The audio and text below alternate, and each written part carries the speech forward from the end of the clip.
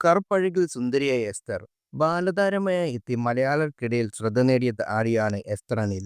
2010-ൽ നല്ലവൻ എന്ന ചിത്രത്തിലൂടെ എസ്തർ സിനിമാ അരങ്ങേറ്റം കുറിക്കുന്നത്. പിന്നീട് നിരവധി സിനിമകളിൽ അഭിനയിച്ചു. മോഹൻലാൽ ചിത്രം ദൃശ്യത്തിലെ അനുമോൾ എന്ന കഥാപാത്രമാണ് താരത്തിന് ശ്രദ്ധ നേടിക്കൊടുത്തത്.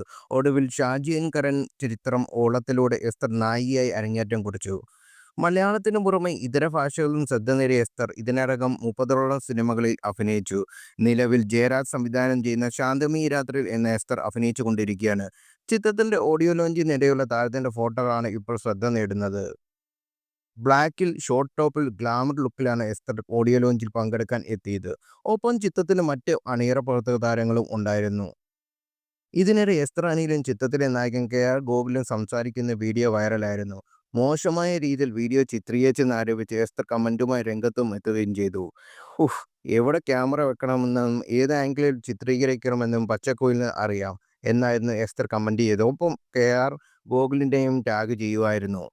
പിന്നാലെ മറുപടിയുമായി ഗോകുലും എത്തി. ഒരു കഥ പറയാൻ അസാധാരണമായ വീക്ഷണകോണുകൾ കണ്ടുപിടിക്കാനുള്ള പച്ചക്കുയിലിൻ്റെ കലാവൈഭവം. സിനിമാ മേഖലയിലെ അടുത്ത വലിയ സംഭവം ഈ സഹോദരനായിരുന്നു എന്നായിരുന്നു മറുപടി. ഡിസംബർ 1-ന് ജയരാജിന്റെ ശാന്തമീ രാത്രിയിൽ പ്രഖ്യാപിച്ചത്. കെ.ആർ. ഗോകുൽ, എസ്തർ അനിൽ, സിദ്ധാർത്ഥ് ഭരതൻ, കൈലാഷ്, മാലാ പാർവതി, വിജി വെങ്കടേഷ് തുടങ്ങിയവരാണ് പ്രധാന കഥാപാത്രങ്ങളായി എത്തുന്നത്. ചിത്രത്തിന്റെ ചിത്രീകരണം പൂർത്തിയായിട്ടുണ്ട്. 20 വർഷത്തിന് ശേഷം ജയരാജും ജാസി ഗിഫ്റ്റും ഒന്നിക്കുന്നു എന്ന പ്രത്യേകതയും ശാന്തമീ രാത്രിക്കുണ്ട്. ചിത്രത്തെക്കുറിച്ച് കൂടുതൽ വിവരങ്ങൾ വൈകാതെ പുറത്തുവരും. അതേസമയം ദൃശ്യം 3യുമായി ബന്ധപ്പെട്ട ചർച്ചകൾ നടക്കുകയാണ്. ആന്റണി പെരുമ്പാ, ജിത്തു ജോസഫ്, മോഹൻലാൽ എന്നിവരെ നിൽക്കുന്ന ഫോട്ടോ പുറത്തു വന്നതിന് പിന്നാലെയാണിത്.